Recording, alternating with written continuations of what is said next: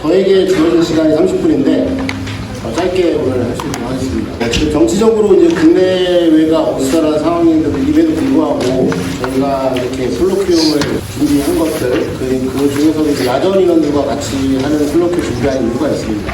아무리 현실이 힘들더라도 혁신의 어떤 속도 비록 더디 가더라도 멈춰서는 안 된다는 것을 그것을 구현할 수 있는 플랫폼이 여기 있다는 거 여러분과 공유하고 싶어서 준비를 했고요. 우리 학회의 특징은 이제 다국적이잖아요. 그래서 우크라이나 분도 제 학회원이 있는데 안드레이가 22일 날 이제 들어와서 지금 외교 활동하고 있는데 저는 이제 내일 만나러 갑니다. 그래서 안드레이로부터 많은 응원을 받았고 오늘 여기 준비한 자료들은 뭐 보신 분도 계시겠지만 주로 이제 업데이트를 계속 하면서 준비를 좀 했고 그다음에 여러분들에게 좀 손에 잡히는 것들 실전적으로 싸우는 아이들은 지금 어떻게 하고 있을 것인가를 좀 여러분에게 알려드리고 싶어서 공유하고 싶은 노력을 많이 했다는 것을 여러분에게 좀 감동을 주셨습니다. 제 자료는 잘 공개를 하지 않고요. 오픈하지 않습니다. 그럼에도 불구하고 이제 필요하신 분들에게는 저희가 다 제공을 해드리고 있는데 이번부터 좀 달라진 모습이 뭐냐면 저희가 그 학회의 로고를 각 페이지마다 다 이렇게 마킹을 다 했어요. 워터마크로 했는데 이유는 뭐냐면 제가 오늘 학회에 가니까 제 자료를 사진 찍어서 쓰시는데 제가 질문했는데 자기가 만들었다고 말씀하시더라고요. 그래서 내가 이상한 사람인가? 아니면 그 사람이 이상한 건가? 그래서 좀 아이덴티티를 좀 지키고 싶은 마음에서 이렇게 정리했고요. 첫 번째 우크라이나 소부대 군사 혁신에 대해서 여러분이 말씀을 드릴 건데 전방에서 연락이 많이 와요. 연락이 많이 오는 이유가 가장 큰 게 뭐냐면 FPV 드론을 샀다. 근데 교육 과정을 좀 개설하고 싶은데 어떻게 해서 좋겠냐라고 말씀을 하시는 분이 많은데 제가 이걸 하기 전에 여러분에게 한 가지 좀 말씀을 드리고 싶겠습니다. 도정과 전술적 운용은 다른 개념입니다. 전방에서 지금 전방 군단, 후방에 사단별로 해서 드론센터가 있어서 조정을 하고 있는데 그거는 전술적 운용이 아닙니다. 여러분들 그거 잘못하시면 큰일 납니다. 그럼 반대로 말하면 전차를 조정하는 조종수는 전차 조종 면허증이 있어야 전차를 조종합니까? 예를 들어서 너무 좀 극대한 거지만 소총 쏘시는 분들은 소총 자격증을 따야지 소총 쏠 수 있습니까? 무슨 말씀이냐면 드론은 이미 게임 체인저를 넘어서 전 세계적 오버매치가 되어 있어요. 많이 갖고 있는 쪽이 이기는 어떤 전력입니다. 그러니까 누구나 사용할 수 있어야 되는 전력이 드론이에요. 그런데 그거를 쿼드롭터 올리고 내리고 팔자로 하고 하는 거 한다고 해서 잘 조정할 수 있습니까? 못해요. 이 전술적 운용이라는 건 여러분 전혀 다른 개념입니다. 그리고 아직까지도 FPV 전투를 하는 데 있어서 혼자 하는 걸로 착각하시는 분들이 전국에 너무 많아요. 특히 우리 군에 돈을 잘 모르시는 분이 있는데 그거 정말 잘못된 생각입니다. 전술적 운용 교육은요, 1단계는 케이스 스터디를 포함해서 하는 이론 교육, 2단계는 뭐냐면 그걸 부품을 가지고 공작을 할 수 있는 공작 시스템, 세 번째는 자기가 만든 것에 대해서 전투 실험을 통해서 작동 여부가 안 되는지 솔저스 터치 포인트를 통해 계속해서 업그레이드하는 과정, 마지막은 공격, 방어, 안정 등 각각 유형별로 있는 전투기술 과제를 뽑아가지고 그거를 시험적으로 해서 전술적 상황 하에서 비행을 시키는 그 전술적 운용 4단계를 일컬어서 우리가 진정한 FPV 전투라고 하는 겁니다. 그래서 그런 부분들을 여러분에게 깨쳐주기 위해서 오늘 제가 공개해서는 안 되는 영업 비밀 자료를 좀 몇 개를 집어넣었어요. 그래서 오늘 잘 보시면은 영업 비밀이 많이 들어있으니까 여러분들 한번 잘 보시면 될 것 같습니다. 이런 사람이니까 다 아시는 거고요. 오늘 순서는 RMA가 무엇이냐부터 시사점 순입니다. 제가 항상 어느 강의를 갈 때마다 저 RMA 관련된 말씀드립니다. 저기 다른 거 있으니까 레볼루션 인 밀리터리 어페어스라서 이제 레볼루션은 혁명이잖아요. 혁명인데 저거를 우리나라의 정치 현실당 1990년대 말에 들어올 때는 혁신으로 해갖고 들어왔어요. 왜냐면 군사혁명이라고 하게 되면 오해받잖아요. 그래서 혁신이라고 하는데 이게 무슨 말이냐면 이제 사회에서 떠오르는 새로운 과학기술이 있으면 그것을 적용해서 무기체계를 한번 바꿔보고 그 바뀌어진 무기체계를 운영하는 방법을 같이 개발하고 그 다음에 궁극적으로 결국 사람이기 때문에 그 무기체계와 운용기술을 구현할 수 있는 사람을 어떻게 최적화시킬 것이냐 이 사업자를 같이 고민하고 논의하는 것이 군사혁신이라는 겁니다. 그런데 우리나라 같은 경우는 이것만 천착되어 있어서 그냥 무기체계만 보고 있어요. 그러니까 무기체계가 나왔는데 이걸 어떻게 운용하는지 잘 알지도 못하고 그게 그것만가 안 되는 사실. 그 다음에 운용하는 이런 부분도 잘 나와 있는데 진짜 실질적으로 운용할 수 있는 사람이 준비가 되어 있지 않거나 아니면 그 조직이 없는 상황, 이런 것들이 왕왕 초래되고 있는 상황이 되겠습니다. 구체적으로 더 이상 말씀 안 드릴 거고요. 여기에서 이제 보면은 우리가 정치적 현실 때문에 혁명을 혁신이라고 번역을 해놨지만, 여기서 중요한 건 뭐냐면 레볼루션이라는 것은 이노베이션하고 다릅니다. 군사학에서 보게 되면 어떤 변화의 흐름을 따라서 구분하고 있는데, 혁신이 가장 높은 곳에 있고요. 그 이전 단계가 이노베이션이에요. 이노베이션은 뭐냐면 리모델링, 그 다음에 레볼루션은 뭐냐면 재건축입니다. 그런데 말로는 혁명을 해야 된다고 해놓고 나서 대부분이 다 재건축을 안 하고 리모델링을 하고 있어요. 이유는 뭐냐면 혁신의 대상이 혁신의 주체가 되려고 하기 때문에 그럽니다. 우리 국방부도 국방혁신 4.0을 하고 있잖아요. 그러면 국방부가 혁신의 대상이에요. 근데 국방부에서 혁명을 하기 위한 계획을 수립하고 있어요. 그렇기 때문에 안 되는 거예요. 결국엔 뭐냐면 혁명을 하려면 내가 갖고 있는 모든 기득권을 내려놓고 모든 것을 포기한 상태에서 제로 베이스에서 시작을 해야 되는데, 그걸 못하고 있기 때문에 저희가 네 번째 변화를 지금 맞이하고 있고, 아마 이 부분도 이번 정치적 상황을 맞물려서 그렇게 성공적으로 갈 수 있는 확률은 대단히 적습니다. 그렇기 때문에 여러분들한테 과학기술이 들어왔을 때 무기체계, 싸우는 방법, 조직 편성을 한꺼번에 같이 바꿔야 된다. 그래서 여러분들 어떤 글을 보게 되면 어떤 이미지가 있죠. 용트로 하듯이 몇 개의 화살이 올라가는 거, 이렇게 꼬아서 이걸 영어로 말하면 인터트와인드라고 하는데, 이 군사혁명은 아까 말씀드린 것처럼 무기체계, 싸우는 방법, 조직 편성이 인터트와인드가 되면서 올라가야 할 때 판을 깨는 새로운 게임 체인저가 될 수 있다는 거예요. 그 측면에 여러분에게 이제 말씀드릴 거고, 이거를 강의를 드릴 거예요. 그래서 이런 어떤 무기체계, 싸우는 방법, 조직 편성을 군사혁신 3요소라고 합니다. 그래서 저걸 항상 같이 생각을 해야 된다. 그리고 우크라이나 군의 소부대 군사혁신의 핵심, 이걸 추동했던 어떤 핵심적인 게 무엇일까요? 한번 여러분 상상해 봅시다. 한번 이야기 한번 해봅시다. 콜로키움이 서로 이야기하다라는 거. 뭐가 우크라이나 소부대 군사혁신을 추동했을까요? 어떤 것, 딱 하나, 어떤 무기체계가 딱 하나 있어요. 딱 그거 하나. 드론 중에서도 FPV가 되는 겁니다. 퍼스트 퍼슨 뷰라는 걸 제가 밑에 써놨는데, 왜 이게 우크라이나군의 혁신을 추동했을까요? 아시는 분? 싸다? 제일 중요한 건 뭐냐면, 역사적으로 있었던 전쟁 중에서 전투를 이제 포커싱 해봤을 때 승리의 요건을 따져보니까 적보다 먼저 보고, 적보다 먼저 결심해서 적보다 먼저 타격했을 때 승리율이 100%가 된 겁니다. 그 세 가지 요건 중에 하나라도 늦게 되면 이길 수가 없거나 내 피해가 많이 본 상태에서 이기게 되는 거예요. 그런데 이거는 운용자가 자기가 1인칭 시점에서 날리면서 볼 수 있는 거예요. 그래서 감시, 결심, 대응이라는 주기를 최대한 줄일 수가 있고, 더 중요한 거는 숙달된 사람은 결심 빼고 감시, 대응을 하는 겁니다. 그게 뭐예요? 센서 투 슈터라는 겁니다. 센서 투 슈터를 가능하기 때문에 이 FPV가 우크라이나 소부대의 혁신을 추동했고 견인했다는 겁니다. 이 사실부터 알아야지만 여러분들이 FPV를 가지고 교육훈련을 뭐라든 할 수 있는 거예요. 그냥 드론 샀다고 다 한 게 아니에요. 이걸 왜 쓰냐, 소부대에서 왜 쓰느냐, 그러면서 어떻게 할 수 있다? 비접촉 전투를 할 수 있는 거예요. 우크라이나는 최대 10km까지 하고 있습니다. 우리나라는 지역 여건상 2km까지 안 가겠지만, 그럼에도 불구하고 도구 파이팅을 하는 현 시점에서 적에 들어와서 비접촉 전투를 하면서, 그럼에도 불구하고 예전에 있는 도구 파이팅보다 더 전투 효율성이 높게 감시, 결심, 대응 주기를 줄 수 있다면 이건 신기한 아니겠습니까? 그걸 알고 시작을 해야지만 드론이 왜 소부대 중요한가가 시작되는 것이지, 이 되게 철학적인 본질적인 이야기를 이해 못한 상태에서 FPV가 어떻고 저렇게 하다 보니까 결국엔 전술적 운영이 아니라 그냥 조종에만 우리가 다 포커싱을 맞춰서 하고 있는 거예요. 그렇게 해봤자 아무 쓸데가 없는 겁니다, 이게. 그래서 여러분들 이 부분에 대해 여러분들은 되게 중요하게 생각하셔야 될 것 같고요. 그러면 이 FPV 드론을 제가 군사에서 3요소 측면에 접근을 한번 해봤어요. 무기체계 측면에서 보게 되면 이 FPV 드론 같은 경우는 가성비가 되게 높죠.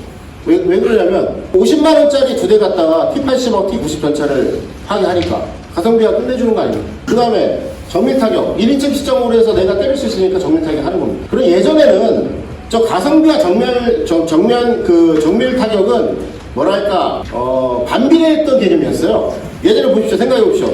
비싸야지만 정밀 타격이 가능했다는 생각했는데, 지금은 싸도 정밀 타격이 가능하기 때문에 이게 각광을 받고 있는 것이고, 그리고 또 2020년도에 우크라이나 이전에 아르메니아하고 아제르바이잔 전쟁에서 TB2가 나와서 드론 기동전을 했지만은 그 위에 조용했다가 22년도 2월 24일에 비로소 이게 나타나기 시작했거든요. 그리고 나서 전쟁이 어떻게 됩니까? 너도 나도 할 거 없이 다 지금 이 FPV 드론을 가지고 전투를 하겠다고 하고 있는 거예요. 그렇기 때문에 이건 게임 체인저가 아니에요. 오버매치. 오버매치의 뜻이 뭡니까? 수적 우위. 수적 우위를 가지고 있는 쪽이 이긴다라는 어떤 그런 핵심 수단입니다. 그리고 여기 보시면 미국에서 이제 잘 분석해 놓은 게 있는데요. 이게 이익과 긍정적인 면과 부정적인 면이 있어요. 근데 이거는 뭐냐면 장기 작전을 하거나 장거리 작전, 뭐 작전 수준이기 때문에 의미가 없는 것이고요. 왜 이익이 있냐? 작고 간단하다. 특전사가 드론 둘러가면 특전사 요원들 뭐라 합니까? 무거워 죽겠는데 뭘 또 줘? 막 그래요. 근데 여기서 나오는 FPV 드론은 1.5kg도 안 돼요. 근데 나중에 이제 다음 콜로키움이 특수작전인데 그때 제가 그 전투하자고 줄이는 방법을 제시를 하겠습니다. 미국에서 여기 특전사분들 오고 계시는데 미국의 특수연여단, 육해공군, 해병대 관련된 어떤 그 특수작전 부대가 어떻게 이 드론과 이제 로봇을 운영하는지 그 보고를 그 편성을 보면은 특전사의 길이 보입니다. 근데 그걸 연구를 아무도 안 해요. 그리고 주면 무겁다고 해요. 이제는 드론을 가지고 싸우지 않으면 안 되는 시점이 왔기 때문에 여러분들이 그런 부분에 천착을 좀 하셔야 될 것 같고, 언컴플렉스 뭐냐면 조작이 쉬워야 한다. 내 앞에서 앞뒤 전후 좌우에서 적과 싸워서 하는 근접 전투에서 조작이 어려운 거 주면 죽으라는 얘기가 똑같은 거예요. 다음으로 해서 애자일하고 플렉서블 하는데 사용하고 용동성이 되게 높다는 건 다 이미 검증되는 거고, 우크라이나에서는 대대급이라든가 여단급에서 자체적으로 자기 메트티시에 만든 FPV 드론을 만들 수 있는 공작소가 있죠. 그거 저번에 프로필 말씀드렸죠. 뭐라고 합니까? 그거를? 워크숍. 우크라이나에서 워크숍이라고 불러요. 우리는 스마트 공방 이렇게 부르고 있고, 모사단에서 지금 만들고 있죠. 주임원장님 만들고 있다 전화가 왔는데 지원을 해드려야 합니다. 그 다음에 여기 보면은 가격 경쟁력에서 너무 싸다. 이건 뭐 다 이제 얘기가 되는 거예요. 그렇기 때문에 이제 이 가성비가 높고 정밀타기 높은 FPV 드론이 군사 혁신 중에 그 첫 번째 무기 체계에서 각광을 받고 있는 이유가 여기 있는 거예요. 여러분들 이 부분들 잘 아셔야 돼요. 두 번째 보시게 되면은 우크라이나와 러시아의 그 월별 FPV 잡드론이 타격한 기동 플랫폼 보병 및 진지의 수장인데, 보시면 23년도하고 24년도 보십시오. 이게 보면 이게 기동 플랫폼 전차 장갑 전술 차량이고요. 여기 있는 게 인펀트리 보병이 여기 진지의 수입니다. 이런 식으로 보십시오. 여기하고 여기 차이가 있죠. 그러나 숫자는 월별에서 거의 1000에 가까운 수치를 하고 있는 엄청난 숫자인 겁니다. 근데 왜 이 좌우측이 이렇게 이 차이가 있을까? 여기는 오히려 기동 플랫폼이 적고 보병에는 진지가 많죠. 왜 그럴까요? 아직까지 러시아의 FPV는 타격력을 극대화시킬 만큼 기술력이 안 들어왔다는 거예요. 왜? 우선 얘네가 시작했고 얘네가 따랐기 때문에. 무슨 말이냐면 FPV 드론의 어떤 정밀 타격을 높이기 위해서는 전투 데이터가 많이 쌓여야 돼요. 이건 어쩔 수 없는 겁니다. 이걸 갖다 왜 제가 제시했느냐? 그렇다면 지금 아직도 시작되지 않은 우리 군에서 지금 시작해봤자 늦다고 생각하는 것보다는 지금 이만큼 격차가 날 수 있으니 지금이라도 빨리 시작해야 된다는 것을 여러분에게 말씀드리기 싶어서 이거 하는 겁니다. 이거 되게 중요한 수치예요. 이걸 그래프를 보고 FPV의 어떤 철학과 근본적인 이유를 모르면 이걸 읽을 수가 없어요. 이 부분들을 여러분들이 고민을 좀 하셔야 될 것 같고, 자, 이겁니다. 이게 영어 비밀인데 제가 원래는 이거를 제가 교육과정을 지금 FPV를 만들고 있는데 교육과정이기 때문에 이거를 이제 공개 안 하려고 했어요. 안 하려고 했는데 이게 한 20개 정도 가요. 20개 정도 가는데 얘네들은요, 우크라이나하고 되게 똑똑해요. 우크라이나하고 지금 현재 평균 나이가 몇 살이다? 47세, 48세예요. 그리고 여기 김영만 우리 저기 대표님 계시지만은 같이 나가야 돼요. 같이 나가서 어저께 되게 슬픈 어떤 영상 봤는데 한 60대 할아버지가 나 탈출에 실패했기 때문에 자기 이제 거기다 찍더라고요. 마지막 가족에게 그 유언을 남기면서 라스트 솔루트 해가지고 격려하고 저격수였던 것 같은데 그렇게 하고 돌아가시는 장면이 있었는데, 이 사람이 죽는 전투를 할 수가 없어요. 왜냐면 최초 시작할 때 우크라이나군이 25만 명이었고 러시아군은 75만 명이었습니다. 지금 현재 우크라이나군이 이제 동원까지 된 인원들이 100만 명이 되고 있는데 지금 러시아군 같은 경우는 그 이상이 되죠. 그냥 갖다 붙지 않습니다. 그래서 하는데 더 이상 죽으면 우크라이나는 미래가 없잖아요. 그렇기 때문에 결국에는 비적 전투를 해야 되는데, 보시면 알겠지만은 이 FPV 드론 오퍼레이터가 예를 들어서 여기 있는 것들을 먼저 무인 전투를 철저하게 합니다. 철저히 한 다음에 그 다음에 이제 마지막 어설트 그룹에 있는 유인체계와 함께 선도를 하면서 같이 하는 거거든요. 이해되십니까? 그냥 우리가 영상에 본 것처럼 FPV 드론이 가서 이것만 나오는 게 아니라 그 이후에 이것을 먼저 비적 전투로 먼저 정밀타기 한 다음에 용인 복합 전투로 가는 이런 부분들이 있다는 겁니다. 근데 우리는 다 여기에만 천착되어 있고, 또 여기 있는 거 보시죠. 리카너선스 UAV가 정찰 드론이 보면서 얘네들이 움직일 때 같이 실시간 타격들을 표적들에 대한 위치 정보를 주는데 우리 이런 걸 안 나오잖아요. 그렇기 때문에 FPV 드론을 할 때 FPV 오퍼레이터 혼자 있으면 되는 건 줄 알아요.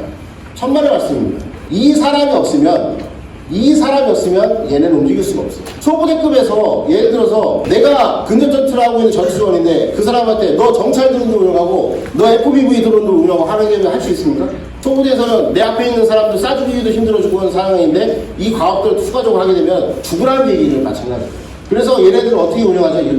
이런 것들을 생각해보면 초부대 자체 내에서 하는 것보다는 결국에는 대대급에는 소대, 여단 밑에는 대대를 만들어서 결국에는 드론 전투 모듈을 만들어서 필요할 때 갖다가 지원을 직접적으로 해주는 소부대에 관련된 캐스, 근접전투 지원 팀들을 만들어서 운영하는 게 일상사가 되는 거고요.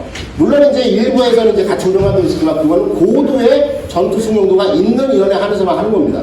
그래서 여러분들 생각할 때 결국에 그냥 나와 있는 영상을 보고 FPV 들어오게 되면 그 하나만 갖고 운영하면 되겠다라고 생각하시면 절대 안 되고요. 육군본부라든가 해병대에서 구조를 개발할 때, 연구할 때도 마찬가지 밑에 있는 어떤 그 전투원들한테 무인체계를 주는 건 최소화해야 됩니다. 그래서 미 육군과 미 해병대 같은 경우는 군대 본부라는 개념을 만들어놔서 앞에 있는 걔네는 팀 4명 단위 팀이 싸우고 근접전투를 하잖아요. 걔네한테 드론 운영하는 게 아니라 군대장 옆에 SO라는 시스템 오퍼레이터를 별도로 둬서 운영하는 이유가 다 있는 겁니다. 왜? 아까 말씀드렸지만 근접전투는 전후 자국에서 도그파이팅을 하기 때문에 그 사람한테 도그파이팅 하는 사람한테 드론을 준 순간 어떻게 되죠? 통 한 자리가 없어지는 거예요. 그런 화력의 차이가 거의 결정적으로 이제 죽음을 이길 수 있기 때문에 이런 부분이 있다라는 것들. 여러분 이거 한번 예측해 보실래요? 제가 뭘까요 이게요? 적들이 예를 들어서 이거면 적들이 착수할 때 FPV 드론을 이용해갖고 예전에는 이제 지뢰가 사전에 심어놓기 때문에 적의 행동이 빗나가게 되면은 어떻게 되죠? 무용지물이 되잖아요. 요새는 가만히 숨어있다가 근거리 왔을 때 여기다 딱 갈수백기 있는 길이 10개가 없다면 여기다가 그냥 투하해서 씌워놔서 그냥 죽이는 거예요. 지뢰의 개념이 바뀌었습니다. 이거 보시죠. 이게 뭐냐면 미국에 있는 러시아의 잘라를 FPV 드론에 가서 요격하는 거예요. 이해되시죠? 그러니까 FPV 드론이 공격이든 방어든 모든 면에 사용이 가능하게 되었고 이렇게 활용도가 높아졌다는 겁니다. 그러면 우리가 이제 앞으로 군단 및 사단에서 FPV 전투 전문을 양성한다고 하는데 여러분들이 생각해야 될 과제들이 상당히 많겠죠. 우크라이나 분들이 이런 거를 과제화해갖고 20몇 개를 갖고 있어요. 얼마 전에 보게 되면은, 우크라이나 같은 경작지와 경작지 사이를 구분하기 위해서 거기다 임시적으로 이제 산림지를 만들어 놓죠. 거기에다 뭘 뿌려요? 금속으로 만든 용암 같은 거 뿌리죠. 그것도 여기에 하나 과제에 들어갔어요. FPV 드론의 어떤 상상력은 여러분들이 상상하는 이상으로 초월합니다. 그러면 여기에서 그러면 어떻게 편성되는 얘네들은 아까 말씀드린 핵심인데요. 얘는 뭐냐면 정찰들을 운영하거나 정찰들에 들어오는 어떤 표적들을 이제 여기 보면은 태블릿에서 이제 가시화를 해요. 그리고 얘가 얘한테 전달해주고 얘를 갖다가 작곡하는 애들. 근데 문제는 뭐냐면 4명이나 겠죠, 4명. 나머지 2명은 어디 갔을까요? 얘네는 지와 있고 나머지 2명은 바깥에 있겠죠. 얘네들은 이제 전술 차량을 하나 줍니다. 주고 나서 그 뒤에다가 100대에서 150대의 FPV 드론을 갖고 가고 나머지는 저기서 몇백 미 떨어진 곳에서 딱 있어요. 무전을 통제해요. 그 다음에 여기와 여기 그 사이에는 H프레임 같은 스탠드가 서 있어요. 왜냐면은 직접대에 있는 옆에다가 탄약고잖아요. 이동식 탄약고인데 거기서 뭔가 또 터져갖고 하게 되면 FPV는 다 없어지잖아요. 그 트럭을 물음표 시켜놓습니다. 그러면 무전기가 가게 되면 거기에서 한 명이 뛰어와서 100m까지 와서 스탠드 위에다가 FPV 드론을 올려놓고 올려놨습니다 하면 여기서 올리고 왔다 갔다 하는 방식을 하고 있어요. 그래야지만 노출이 안 돼요. 이 전술적으로 운영하기 되게 많습니다. 그냥 조종만 여러분 생각하는 그냥 조종만 한다고 생각하면 안 되죠. FPV 드론 교육을 관련돼서. 여러분들 이 개념을 오늘 쫙 깨라고 제가 말씀을 드린 겁니다. 육군하고 특전사, 보병 학교, 부사관학교에서 교육까지 받는다 하는데, 여러분들 생각하는 건 그냥 사람 갖다 놨다고 된 게 아니에요, 아까. 군사학생 차원에서 무기체계, 싸우는 방법, 조직 편성이 같이 이루어져야 된다는 겁니다. 그 부분을 제가 말씀드리기 위해서 여기 이렇게 준비를 한 겁니다. 그럼 보시면 알겠지만, 미 해병대가 이 SSO가 SO거든요. 시스템 오퍼레이터하고 여기 분대장하고 부분대장 갔어요. 얘네는 전투조가 4개가 세개가 있고, 왜 여기 이렇게 했냐? 이렇게 드론을 운영하는 건데 이 애가 앞에나 여기에 섞여있다는 생각이 없어요. 소총이 4장에서 3장으로 주는 거예요. 그러면 근접전투 활용이 어떻게 되겠죠? 쭉 떨어지잖아요. 그래서 울며 겨자 먹히는 애들은 이렇게 준 거죠. 그리고 분대장한테 지휘 역량 강화하기 위해서 얘한테 화력 임무를 누가 주었어요? 이 부분대장한테 준 거예요. 왜? SO가 취득한 거를 얘가 바로 얘가 사육부대에 하는 겁니다. 그래서 분대장으로부터 화력 지원하는 그 과업을 띄어내버렸습니다. 왜? 전투도가 3개가 되니까 이 분대장을 유용하게 전투를 하기 위해서. 지휘를 하기 위해서. 이런 어떤 그 지혜가 이 구조로서 반영이 된 거고요. 여기에서 이제 시사점이 뭐냐면 오버매치, 아까 말씀 수적 우위를 달성하기 위해서는 많이 갖고 있는 측이 이기는 거잖아요. 지금 북한은 OEM 양산책에 들어왔습니다. 예, 우리보다 다 먼저 많이 갖고 있어요. 그래 뭐 해야 되냐? 생산을 막았어요. 그럼 우리나라의 현실을 봤을 때 대량 생산 가능합니까? 모든 소부장이 어디 있어요? 중국에 있기 때문에 그게 지금 대량 생산 안 되는 거예요. 그래서 제가 지금 포천하고 여러 군데하고 뭐 다 하고 있는데, 그래서 소부장 체계를 우리가 갖춰야 된다. 그게 핵심이다. 그게 안 되면 오버매치 안 됩니다. 지금 뭐 군단장님들한테 돈 얼마씩 줘가지고 다 드론 사게 했죠. 그 드론이 보게 되면 200에서 300만 원입니다. 그 뜯어보면 뭐 있죠? 중국산 부품 다 들어가 있습니다. 관계자님 제 말이 틀립니까? 맞습니까? 그렇게 정찰 드론을 200에서 300만 원 정도를 야재를 샀는데 그거 뜯어버리면 바로 소부장 안에 소소부장이 다 결국에는 다 중국산 드론이죠. 그럼 생각해 보십시오. 거기에 있는 것이 백도어가 움직이는데 중국산 거는 예를 들어서 몇 도 이상 뭐 모터가 가열될 때 백도어가 활성화가 되어 있고 몇 번 이상 했을 때 하게 되어 있거든요.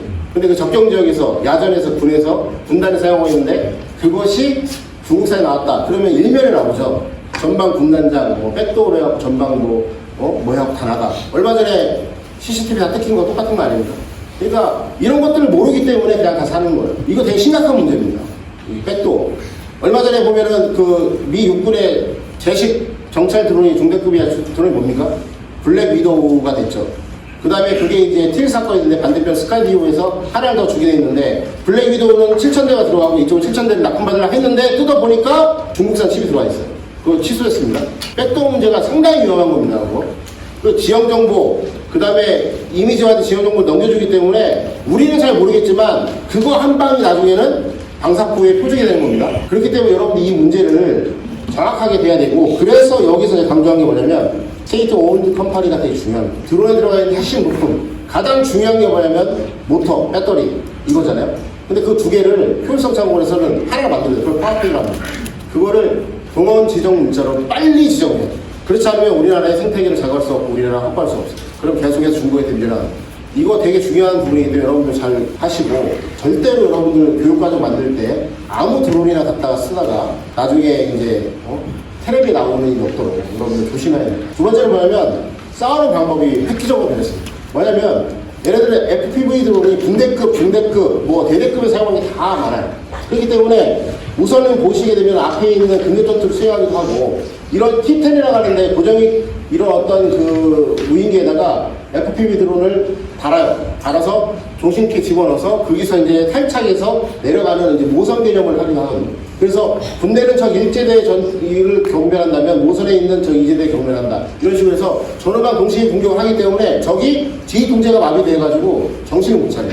이런 전투를 하는 겁니다. 그러니까 아까 말한 것처럼 수적 우위가 있기 때문에 이게 가능하고, 이거를 계속적으로 몰아붙이다 생각해보십시오. 한 번, 두 번, 세 번, 네 번, 다섯 번. 그렇기 때문에 3대1의 열세에도 불구하고 우크라이나가 선전할 수 있는 겁니다. 이긴다고 제가 말씀 못 드리겠지만 지금까지 선전하고 있잖아요. 그 요인이 여기 있는 겁니다. 그 다음에 이제 미 해병대에서 넥스트 제너레이션 스쿼드 오퍼라이제이션을 공개했습니다. 원래 이제 아까 말씀드린 것처럼 해병대는 군대본부에서 보면 이제 여기 보면은 부분대장하고 SO가 있었죠. 그 다음에 이제 원래는 파이어 파워팀이 하나, 둘, 세 개 있는데, 하나는 자폭들을 운영하는 팀, 하나는 여기 안티드론 팀을 같이 해놨다는 겁니다. 문제는 뭐냐면 오버매치가 된 드론이기 때문에 그거를 대항하기 위한, 내가 먼저 살아야지만 그걸 할 수 있기 때문에 오버매치가 된 상황에서 드론을 막는 팀도 군대에서 필요하다는 거예요. 물론 얘네들이 이제 기본적으로 파이어팀을 다 하지만은 별도 이런 부분들을 해주는 건데, 이게 가능한 게 왜 그러냐? 여기에 들어가 있는 전투원들 숙련도가 우리나라처럼 1년 8개월, 1년 6개월이 아니고요. 몇 년이 되는 아이들이에요. 그렇기 때문에 이게 가능한 거예요. 아무나 지정하는 게 아니에요. 지정하는 거.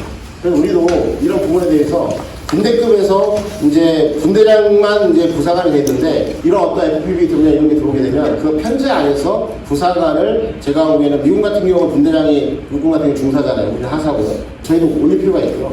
팀장제로 바꿔서 팀장들 하사라고, 이런 특수무기 같은 경우는 다 부사관 바꿀 필요가 있어요. 그렇지 않으면 운용할 수 없어요. 왜? 1년 6개월짜리 데리고 와서 뭐합니까? 차 떼고 하면 1년 근무하잖아요. 어떻게 이걸 다 해요? 속도 쏘는 것도 다 못 가르치는 거예요. 이게 되게 중요한 상황이라는 거예요. 그래서 우리가 보게 되면 바꿔야 할 뻔했는데 결국에는 이게 우리 병역제도하고 밀접하게 연계가 되겠다. 그거를 생각하지 못하면 안 된다. 이거 하나도 왜요? 아까 말한 것처럼 무기체계, 싸우는 방법, 조직변에서 다 연계되기 때문에 이런 말씀을 드릴 수 있는 거거든요. 보시면 본부, 정밀사격집, 대구로 이런 식으로 되어 있다. 제가 지금 말씀드린 거는요, 제가 오늘 발표가 2개 더 있습니다. 왜냐면 좀 이따 오후에 화력도 제가 하고 마지막에 있는 또 우크라이나군에 나타나고 있는 베드론 팀 소부대가 어떻게 될까 있긴 하는데 왜 2개를 하느냐? 오후까지 좀 기다려주시고 다 참석하시라는 의미에서 한 거고요. 제가 이제 마지막으로 이제 좀 시간이 5분 정도 이제 끝나는 걸 말씀드리고 싶은 건 뭐냐면, 여러분 절대로 야전에 계신 분들에게 말씀드리고 싶은 건데, 절대로 멈춰서는 안 됩니다. 절대로 멈춰서는 안 됩니다. 여러분들이 변화하고자 하는 의지, 열망, 그런 행동들을 절대로 여러분들은 멈춰서는 안 됩니다. 저희 창조전투가 그걸 하기 위한 예산이 얼마나 많이 들어가더라도 시간과 노력이 얼마나 많이 들어가더라도 저희는 그걸 지원할 수 있는 준비가 되어 있고 여러분들을 위해서 저희가 최선을 다하겠습니다. 원래 사단법인의 목적은 비영리 단체입니다. 그러나 이제 대부분의 사단법인들이 영리를 추구하기 때문에 이런 사단이 나오고 있거든요. 그러니까 저희는 손에 잡히지 않는 얘기 안 합니다. 손에 잡히는 얘기를 할 거거든요. 여러분들이 보기에 손에 안 잡힐 것 같은데 저 사람은 계속 손에 잡힌다 말을 하는데 그 계획을 어떻게 독보할 것인가 제가 찾아가서 말씀드리겠습니다. 여러분들 절대로 포기하지 마시고 그 변화의 어떤 흐름에 동참하시고 절대로 멈춰서는 안 됩니다. 이 메시지를 이제 끝으로 제 비조 강연을 끝으로 하고요. 계속해서 이제 발표를 나가겠습니다. 감사합니다.